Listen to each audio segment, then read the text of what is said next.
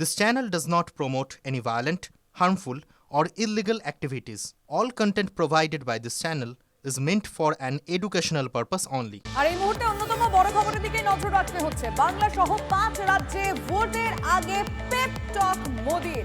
কাজে 3 গুণ বেশি গতি আনতে হবে। দলের সাংসদদের নির্দেশ দিলেন নরেন্দ্র মোদি। সংসদীয় দলের বৈঠকে নির্দেশ প্রধানমন্ত্রী। আর কি কি নির্দেশ দেওয়া হয়েছে, কি বার্তা প্রধানমন্ত্রীর, জ্যোতির্ময় কর্মকার আমাদের প্রতিনিধি জানাবেন। জ্যোতির্ময়, দেখো, বিহার নির্বাচনের ফলাফল যেদিন বেরিয়েছে সেদিন থেকেই আমরা দেখেছি যে প্রধানমন্ত্রীর বক্তব্যের মূল লক্ষ্য বা অভিমুখ হয়ে উঠেছে বাংলা। আজকে সংসদে শীতকালীন অধিবেশন যখন চলছে, আজকে প্রথম এনডিএ সংসদীয় দলের বৈঠক ডাকা হয়েছিল সকাল 9:30টার সময়। এই বৈঠকের একেবারে শুরুতেই প্রধানমন্ত্রীকে মালা পরিয়ে অভিনন্দন জানানো হয় বিহার নির্বাচনে জয়ের জন্য, এবং তারপরেই প্রধানমন্ত্রীর বক্তব্যে যে কথাগুলি উঠে আসে তার মধ্যে অন্যতম গুরুত্বপূর্ণ বার্তা ছিল যে এবার বাংলা সহ আসন্ন যে যে রাজ্যে নির্বাচন রয়েছে তার জন্য প্রস্তুতি শুরু করে দিতে হবে এবং সেক্ষেত্রে কাজের গতি আরো 3 গুণ বাড়াতে হবে। প্রধানমন্ত্রী নরেন্দ্র মোদী আজকেও ঐক্যের ওপরে জোর দিয়েছেন সব থেকে বেশি, অর্থাৎ এনডিএর যে কোয়ার্ডিনেশন, যেভাবে এনডিএর প্রত্যেকটা শরিক দল একসঙ্গে কাজ করেছে সেই কাজ করার ধরনকে ধরে রাখতে হবে। এর পাশাপাশি যেটা গুরুত্বপূর্ণ খবর আমাদের কাছে আসছে, 11ই ডিসেম্বর প্রধানমন্ত্রী নরেন্দ্র মোদী এনডিএ সাংসদদের জন্য একটি নৈশভোজের বৈঠক ডেকেছেন এবং সেই বৈঠকেই মূলত বাংলার নির্বাচনে কিভাবে তারা ঝাঁপিয়ে পড়বে, কি কাজ তাদের হবে, সেই রূপরেখা বেঁধে দিতে পারেন তিনি।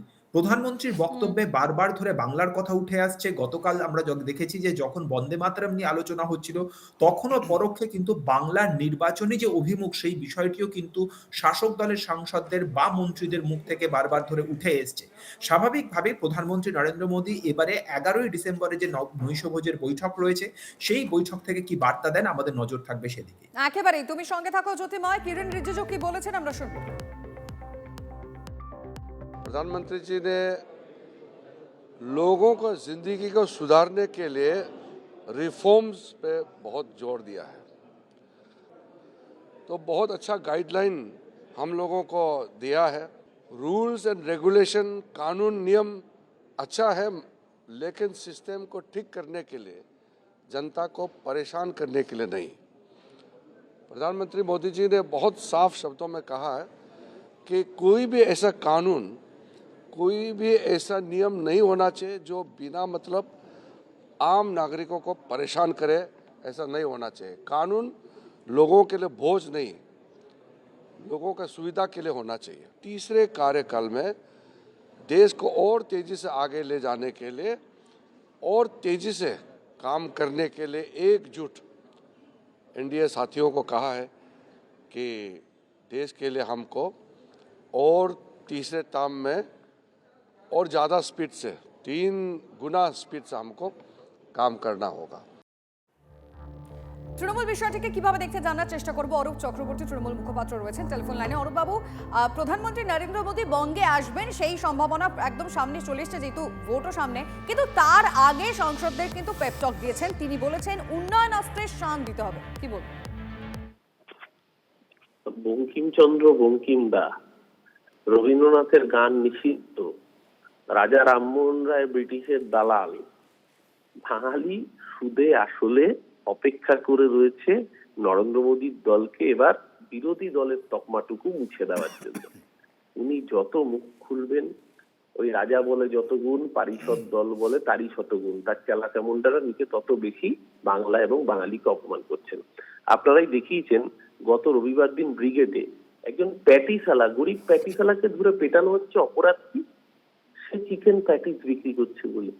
বাংলার মাটিতে দাঁড়িয়ে এই অসভ্যতা আসলে বাঙালিকে বার্তা দিচ্ছে এরপর দুর্গাপুজোর সময় মাছ মাংস খাওয়া বন্ধ করে দেবে, যেভাবে দিল্লিতে করেছে। নরেন্দ্র মোদীকে আগে ক্ষমা চাইতে হবে। দিল্লির বুকে নরেন্দ্র মোদীর মুখ্যমন্ত্রী রেখা গুপ্ত মাছের দোকান বন্ধ করেছে। মছলিখোর বাঙালি বাংলাদেশি অমিত শাহ বলেছে। নরেন্দ্র মোদী আগে এই বক্তব্যের জন্য কবে ক্ষমা চাইবে অফিসিয়ালি বিজেপি, সেটা বাংলার মানুষকে জানাতে হবে।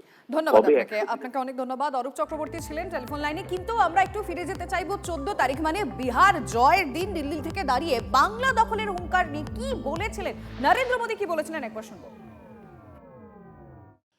और अब आज की इस विजय ने भाजपा कार्यकर्ताओं को केरला, तमिलनाडु, पुडुचेरी, असम और पश्चिम बंगाल में भी नई ऊर्जा से भर दिया है।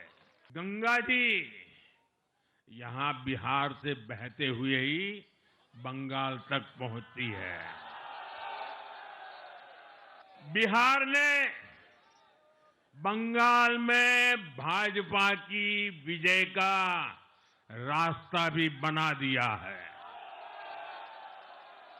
मैं बंगाल के भाइयों बहनों को भी आश्वस्त करता हूं, अब भाजपा आपके साथ मिलकर पश्चिम बंगाल से भी जंगल राज को उखाड़ फेंकेगी।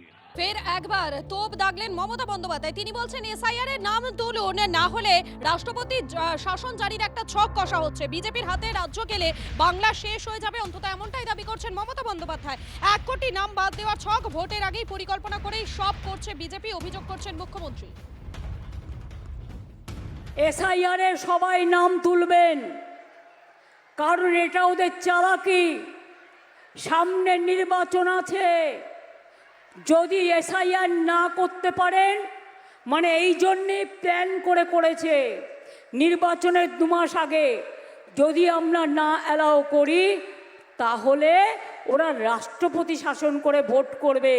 বিজেপির হাতে রাজ্য গেলে বাংলাটা শেষ হয়ে যাবে, আপনার অস্তিত্ব থাকবে না, আপনার ভাষা থাকবে না, আপনার সম্মান থাকবে না, আপনার ঠিকানা থাকবে না, বাংলাটা ডিটেনশন ক্যাম্পে পরিণত হয়ে যাবে।